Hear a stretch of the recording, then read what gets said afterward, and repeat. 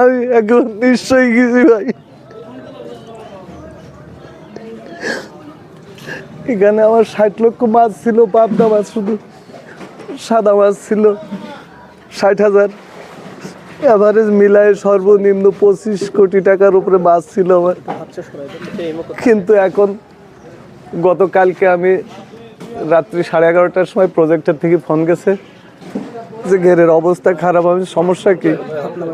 কালকে আবার বৃষ্টি হয়েছিল সন্ধ্যার আগে, এটা আমার জানা ছিল না, যে কারণে সন্ধ্যার আগে যে বৃষ্টি হয়েছে পরপরই পানি হিট হয়েছে এবং পরবর্তীতে বিদ্যুৎ ব্যবস্থা এখানে যথেষ্ট পরিমাণ না থাকায় যখনই কারেন্ট চলে গেছে তখন আমার মেশিনগুলো সব অফ হয়ে গেছে। আসলে আমারও একটা ভুল ছিল যে আমার জেনারেটরের ব্যবস্থা রাখা উচিত ছিল, কিন্তু আমি সেভাবে নতুন প্রজেক্ট করার কারণে আমি সেভাবে পুঁজিটি কুলিয়ে উঠতে না পারার কারণে। আমি মোহাম্মদ তরিকুল ইসলাম, আলফাজুল হকের ভাইপো। আমি তার ভাইপো। আমি এই প্রজেক্ট দেখাশোনা করি এবং গতকাল রাত 1টার দিকে হঠাৎ করে বিদ্যুৎ চলে যাওয়ার কারণে মাছ অক্সিজেন ফেল করে। অক্সিজেন ফেল করার কারণে আমাদের পুকুরের সমস্ত মাছ জেগে যায় এবং অক্সিজেন ফেল করার কারণে মাছ সব মারা যায়। Breaking news, Angela Cook Circle. এখানে কমপক্ষে 20 থেকে 25 কোটি টাকার মাছ ছিল। আনুমানিক 15 থেকে 16 কোটি টাকার মাছ অলরেডি মারা গেছে এবং ভেসে উঠেছে। এই মাছ আমরা বাজারজাত করতে পারছি না, সব কিছু নষ্ট। আমার ছোটো চাচা লোন নিয়ে এবং আর্থিকভাবে অন্য জায়গা থেকে আর্থিক সহযোগিতা নিয়ে এই প্রজেক্টটা গড়ে তুলেছে। এখন বর্তমান সে নিঃস্ব।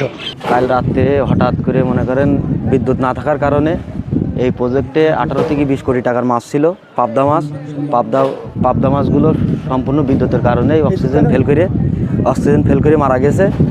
এখন তাদের তো নিঃস্ব, তারা এক হিসাবে নিঃস্ব। তাদের মানে ব্যবসা যে চালাবে এই পরিমাণ কোনো অ্যাবিলিটি নেই। তারা তো প্রচুর পরিমাণ দিনাও আছে ব্যাংক দিয়ে। খাদ্যর দোকানে তো সম্পূর্ণ খাদ্য তো বাকিতেই নেওয়া হয়। বাকি খাদ্যর দোকানে তো অলরেডি মনে করেন না হলেও 15 থেকে 15 কোটি টাকা হয়তো খাদ্যর দোকানেই পাবে।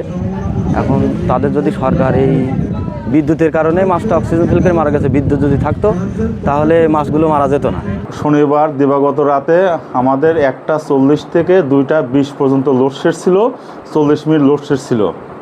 এখন দিবাগত রাতে 1:40 থেকে 2:20 পর্যন্ত আমাদের সারা বাংলাদেশের মতো আমাদের শাসা উপজেলাতে লোডশেড ছিল। 40 মিনিট আমাদের লোডশেড ছিল। এনারা অভিযোগ দিচ্ছে যে আমাদের হলো বিদ্যুতের জন্য অক্সিজেনের অভাবে মাছ মারা গেছে। আসলে বিষয়টা সম্পূর্ণ ভিত্তিহীন। আর ওনাদের এত বড় একটা কোটি কোটি টাকার ব্যবসা করে, ওনাদের জেনারেটর ব্যবস্থা নাই, বিকল্প ব্যবস্থা নেই। এখন আসলে যে অভিযোগ দিয়েছে এটা আমাদের বিদ্যুতের সাথে এটা কোনো সম্পর্ক, কারণ আমাদের সারা বাংলাদেশের মতো আমাদের 40 মিনিট লোডশেড ছিল।